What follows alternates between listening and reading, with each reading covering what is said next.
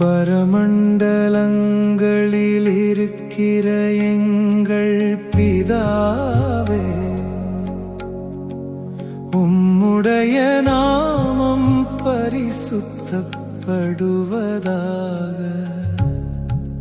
உம்முடைய ராஜ்யம் வருவதாக.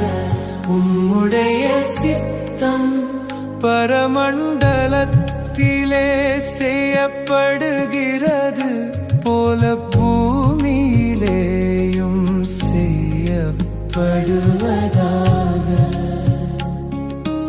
எங்களுக்கு வேண்டிய ஆகாரத்தை இன்று எங்களுக்கு தாரும். எங்கள் கடனாளிகளுக்கு நாங்கள் மன்னிக்கிறது போல